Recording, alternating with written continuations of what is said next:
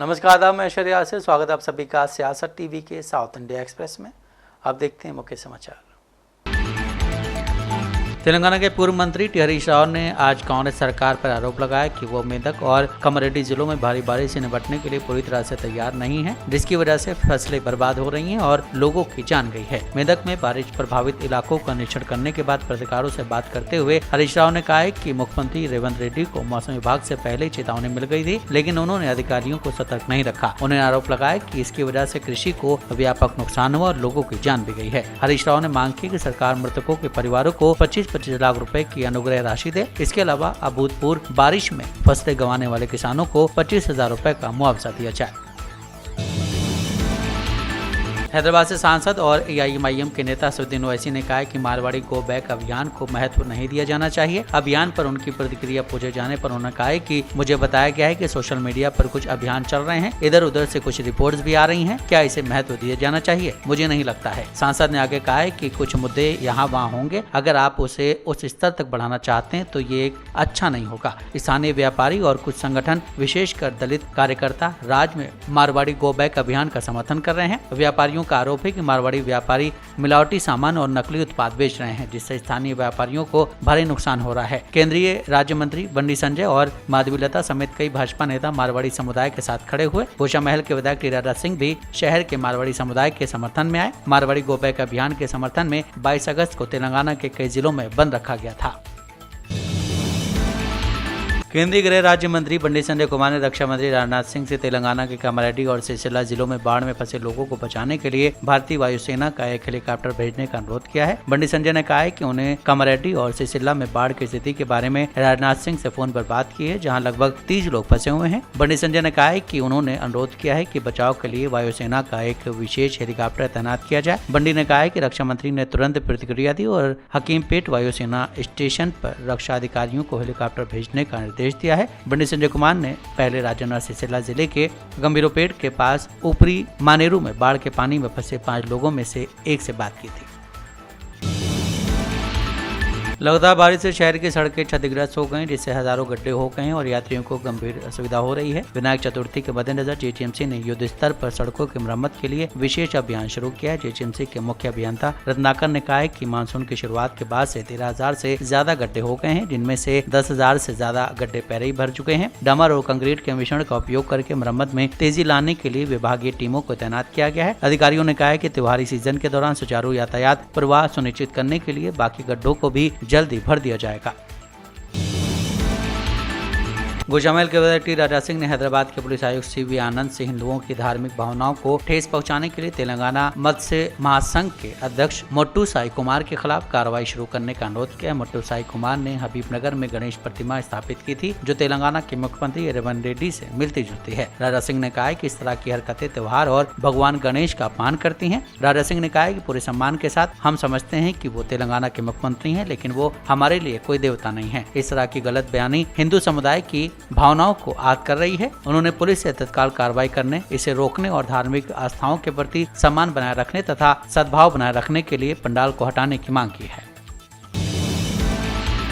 PCC अध्यक्ष B Mahesh Kumar Gaur ने केंद्रीय राज्य मंत्री बंडी संजय को करीमनगर केंद्र में खुली बहस की चुनौती दी है। महेश कुमार ने करीमनगर के सांसद को याद दिलाया कि अब वो पार्षद नहीं रहे हैं और उन्हें पार्षद जैसा व्यवहार करना बंद करना चाहिए, क्योंकि अब वो केंद्र सरकार में एक महत्वपूर्ण पद पर हैं। रोहिंग्याओं के खिलाफ उनकी बार बार की गई टिप्पणियों पर आपत्ति जताते हुए पीसीसी अध्यक्ष ने उन्हें याद दिलाया कि केंद्रीय गृह राज्य मंत्री होने के नाते उन्हें गलतफहमी करने के बजाय कार्रवाई शुरू करनी चाहिए। मीडिया को दिए एक बयान में महेश कुमार ने जोर देकर कहा कि स्थानीय चुनाव में भाजपा की करारी हार तय है और बंडी संजय को राजनीति से संन्यास लेने के लिए तैयार रहना चाहिए। उन्होंने कहा है कि जब केंद्र द्वारा परियोजनाओं के लिए धन आवंटन में अन्याय के बारे में पूछा जाता है तो भाजपा सांसद जवाब देने में असमर्थ होते हैं और सवालों से बचते हैं। उन्होंने पूछा है कि क्या आप मुझे बता सकते हैं कि केंद्रीय मंत्री रहते हुए आपने तेलंगाना और करीमनगर के लिए क्या किया है? आप करीमनगर में कितनी परियोजनाएं लेकर आए हैं? आपने कितने युवाओं को नौकरियां दी हैं? केंद्र सरकार 42% आरक्षण के मुद्दे पर पिछड़ी जातियों के साथ अन्याय कर रही है, तो पिछड़ी जाति के सदस्य के तौर पर आप उनसे सवाल क्यों नहीं कर रहे हैं?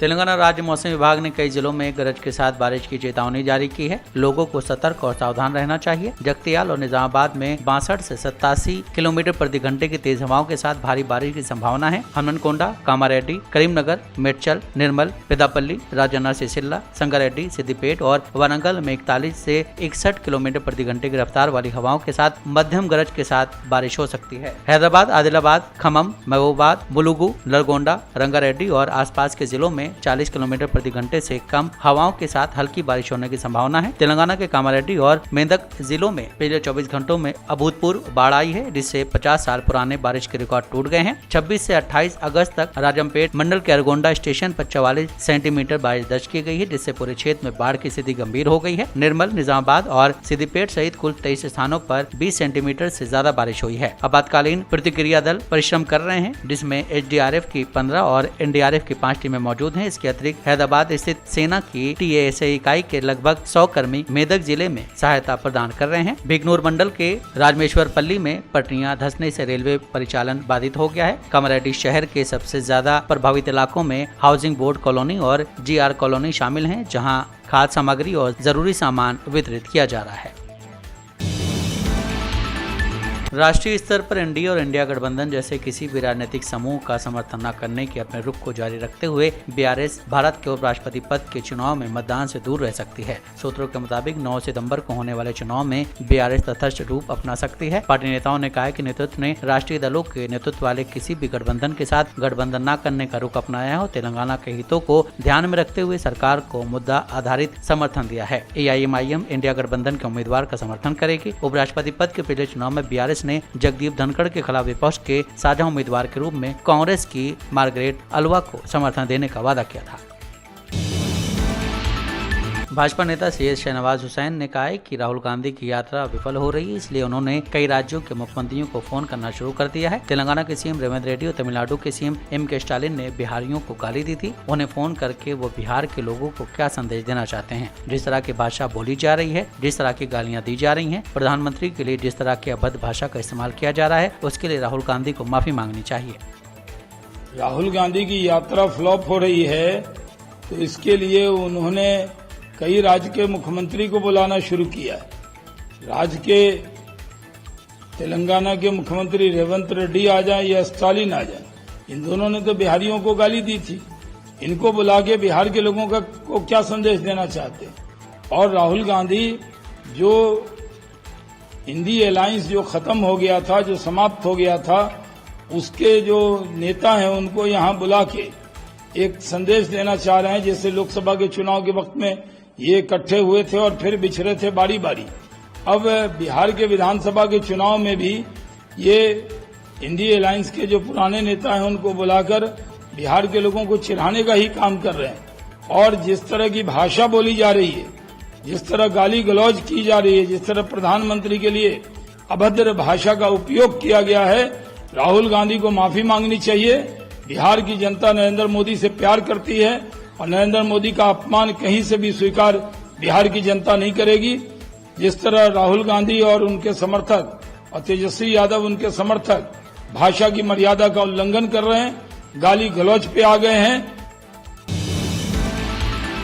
कर्नाटक में मैसूर दशहरा उत्सव को लेकर जारी विवाद थम नहीं रहा है और लगातार इसे लेकर बयानबाजी हो रही है। अब पूर्ववर्ती मैसूर राज परिवार भी कर्नाटक सरकार के फैसले के विरोध में खुलकर सामने आ गया है। पूर्ववर्ती मैसूर राजघराने की सदस्य प्रमोदा देवी ने एक बयान जारी कर कर्नाटक सरकार पर निशाना साधा और खासकर DK शिव कुमार के बयान से आपत्ति जाहिर की है। प्रमोदा देवी का ये बयान ऐसे समय आया जब हाल ही में कर्नाटक के deputy CM DK Shiv Kumar ने कहा था कि चामुंडेश्वरी मंदिर केवल हिंदुओं की संपत्ति नहीं है। इस साल मैसूर दशहरा के उद्घाटन समारोह में मशहूर लेखिका बानो मुश्ताक को बतौर मुख्य अतिथि आमंत्रित किया गया है, जिस पर भाजपा और कई हिंदूवादी संगठनों ने आपत्ति जताई है। भाजपा की आपत्ति पर राज्य के गृह मंत्री ने कहा है कि मैसूर दशहरा कार्यक्रम का आयोजन कर्नाटक सरकार करती है और ये किसी धन विशेष का आयोजन नहीं है। इसके बाद DK शिव कुमार ने भी ऐसा बयान दिया है, जिसने कई लोगों को नाराज कर दिया है। AIADMK के राष्ट्रीय प्रवक्ता ने कहा है कि तमिलनाडु में जो हो रहा है वो ये है कि DMK के प्रत्येक निर्वाचन क्षेत्र में फर्जी मतदाता हैं जिनकी संख्या 3000 से लेकर 20,000 तक होती है। तो फिर ये क्या है? क्या ये सॉफ्ट टेररिज्म नहीं है? क्या MK स्टालिन बाहर जाकर भारत और तमिलनाडु की जनता को बताएंगे कि उनकी IT विंग टीम तमिलनाडु में क्या कर रही है, जो चुपचाप यहाँ नकली और फर्जी वोटरों को भर रही है? ये स्पष्ट रूप से DMK के दोहरे मापदंडों को उजागर करता है और उनके पास दूसरों को ये उपदेश देने का कोई नैतिक अधिकार नहीं है कि क्या सही है क्या गलत है और लोकतंत्र को कैसे बचाया जाए, क्योंकि वो ही लोकतंत्र को खतरे में डाल रहे हैं। कांग्रेस सांसद और लोकसभा में विपक्ष के नेता राहुल गांधी के बयान पर तमिलनाडु कांग्रेस अध्यक्ष के नेता ने कहा है कि हाँ, उन्होंने जो कहा है वो सही है। संविधान मुझे वोट देने का अधिकार देता है, लेकिन अगर आप मेरा वोट लेकर किसी और को वोट देंगे तो इसका क्या मतलब है? ये आतंकवाद से भी बदतर है। साथ ही भारतीय चीजों पर अमेरिकी टैरिफ के प्रभाव के बारे में उन्होंने कहा है कि ये विदेश नीति की पूरी तरह से विफलता है। जो कुछ हो रहा है वो देश, उसके व्यापारियों, व्यवसायियों और उद्यमियों के खिलाफ है। इसलिए मोदी सरकार के 10 साल विदेश नीति के मामले में पूरी तरह से विफल रहे हैं। साउथ इंडिया एक्सप्रेस यहीं समाप्त होता है। मुझे दें इजाजत। बाकी खबरों के लिए आप बने रहें सियासत टीवी के साथ।